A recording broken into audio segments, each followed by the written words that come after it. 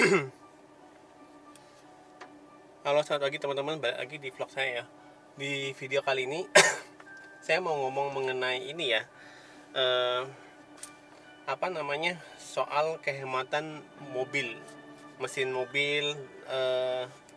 Itu kita harus sebelum sebelum ngomong soal kehematan, yang sebenarnya mobil mana sih yang hemat segala macam, kita harus tahu dulu mobilnya seperti apa gitu loh.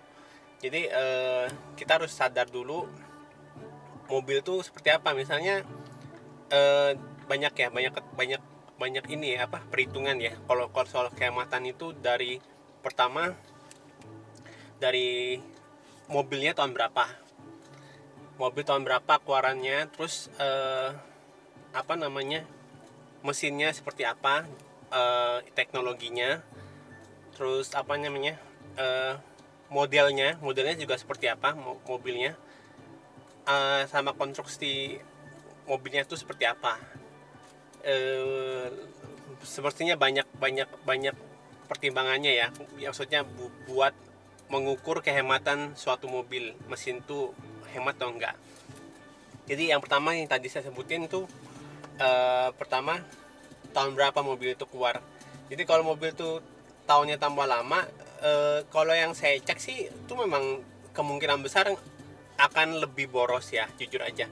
Misalnya mobil tahun lama itu kan mesinnya memang masih pada eh, pakai karburator, masih pengapaiannya masih pakai CDI segala macam.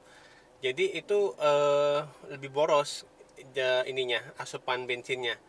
Dan mungkin konstruksi apa, bodinya juga mungkin lebih, memang lebih tebel-tebel ya besinya ya. Mungkin plus minus ya. Di satu sisi bodinya tebel, tapi di sisi lain itu akan membuat eh, berat gitu loh. Jadi kalau mobil itu tambah berat, ya bensin akan lebih boros, cenderung lebih boros gitu loh. Apalagi kalau nggak sesuai, dalam pengertian mesinnya keluarin tenaganya berapa dan berat badannya berapa, itu harus dibagi gitu loh. Jadi biarin dia bisa apa namanya, balance gitu loh, nggak terlalu berat sebelah. Kalau misalnya cuman keberatan badan, mesinnya nggak terlalu kuat, ya jadi boros bensin, dan ya agak boyok gitu loh, agak lemot pasti mobilnya. Itu yang harus disadarin dulu sebelum kita milih mobil itu, eh, atau mau beli mobil itu. Meskipun kita udah misalnya udah punya pun, kita harus sadar juga. Misalnya kayak saya nih, mobil Innova saya tahun berapa, 2005 misalnya.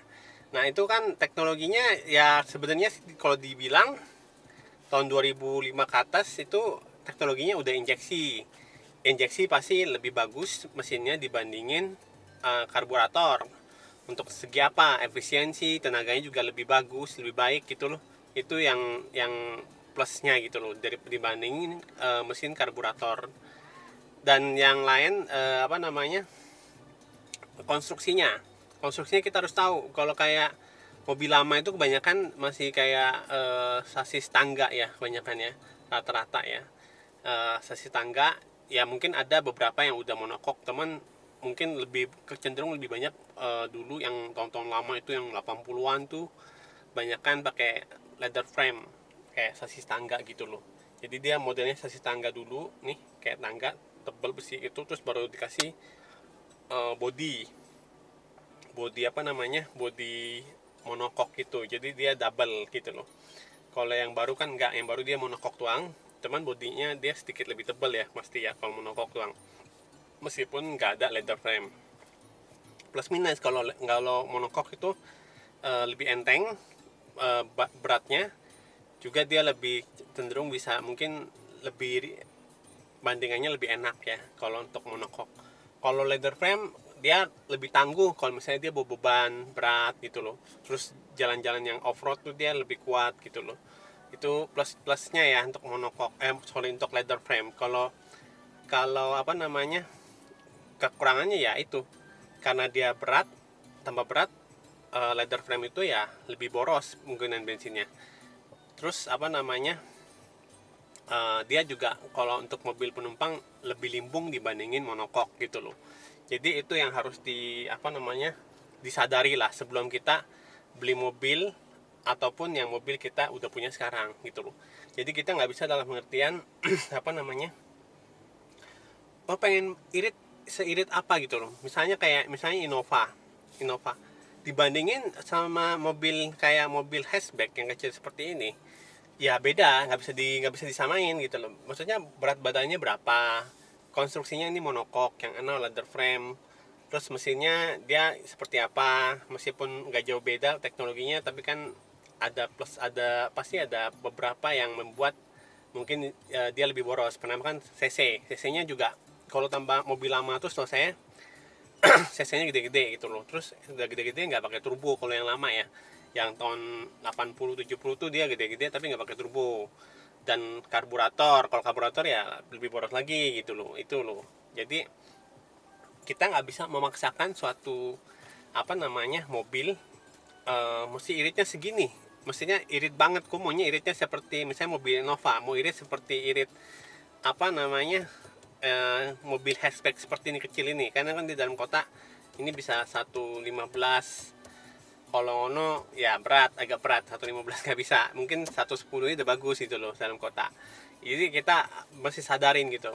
Terus kalau yang masalah mesinnya pakai apa, diesel atau bensin, itu sih ada plus minus sendiri-sendiri ya. Jadi kalau yang saya bilang itu tergantung penilaian masing-masing. Kalau saya pribadi saya sukanya bensin, itu nggak peduli meskipun diesel mau sebagus apapun, ya saya sukanya bensin. Jadi nggak bisa ngomong soal diesel. Kalau diesel bagi saya cuman untuk mobil yang heavy duty truck gitu loh, karena saya nggak suka mesinnya getar-getar segala macam itu.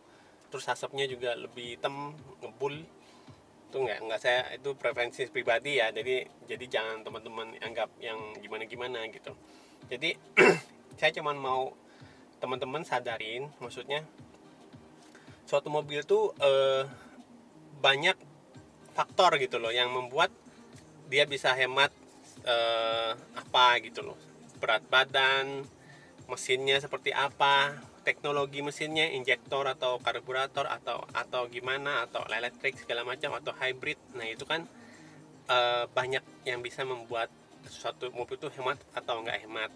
Cuman yang pasti kita harus sadarin, kita nggak bisa memaksakan suatu mesin 2000 cc misalnya harus seirit mesin 1500 cc. Nah itu agak susah, banyak faktor. Apalagi mobilnya kalau misalnya modelnya kayak ini kan kayak hatchback kecil.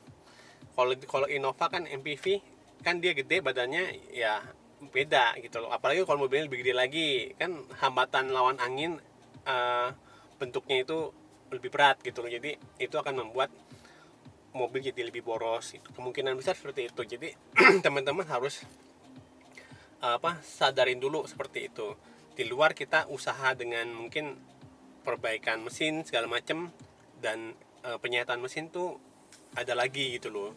Cuman kita ngomong faktor yang utamanya dulu nih, dari mobilnya itu seperti apa gitu. Itu harus teman-teman sadarin dulu. Jangan kita maksa begini nggak bisa gitu loh. Kita harus tahu gitu loh. Jadi untuk video kali ini itu dulu teman-teman.